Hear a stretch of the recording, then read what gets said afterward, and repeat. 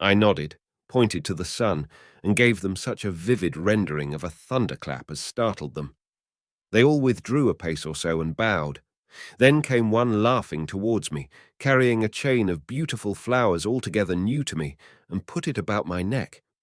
The idea was received with melodious applause, and presently they were all running to and fro for flowers, and laughingly flinging them upon me until I was almost smothered with blossom. You who have never seen the like can scarcely imagine what delicate and wonderful flowers countless years of culture had created. Then someone suggested that their plaything should be exhibited in the nearest building, and so I was led past the Sphinx of white marble, which had seemed to watch me all the while with a smile at my astonishment, towards a vast grey edifice of fretted stone. As I went with them, the memory of my confident anticipations of a profoundly grave and intellectual posterity came, with irresistible merriment, to my mind. The building had a huge entry, and was altogether of colossal dimensions.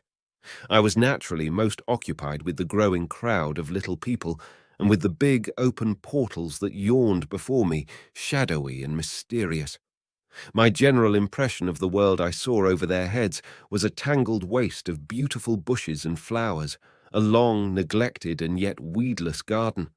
I saw a number of tall spikes of strange white flowers, measuring a foot perhaps across the spread of the waxen petals.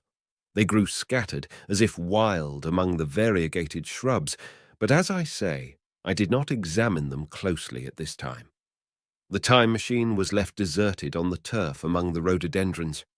The arch of the doorway was richly carved, but naturally I did not observe the carving very narrowly, though I fancied I saw suggestions of old Phoenician decorations as I passed through, and it struck me that they were very badly broken and weather-worn. Several more brightly clad people met me in the doorway, and so we entered, I, dressed in dingy 19th-century garments, looking grotesque enough, garlanded with flowers, and surrounded by an eddying mass of bright, soft-coloured robes and shining white limbs, in a melodious whirl of laughter and laughing speech.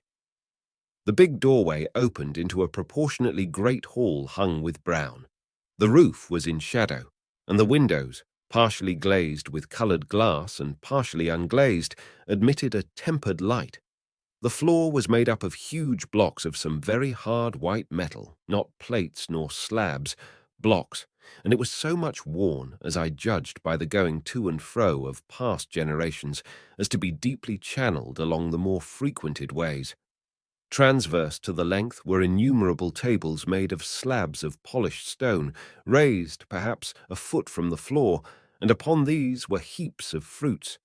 Some I recognized as a kind of hypertrophied raspberry and orange, but for the most part they were strange.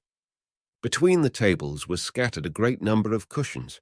Upon these my conductors seated themselves, signing for me to do likewise.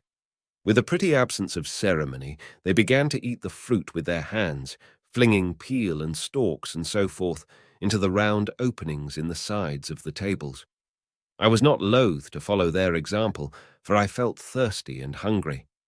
As I did so, I surveyed the hall at my leisure, and perhaps the thing that struck me most was its dilapidated look.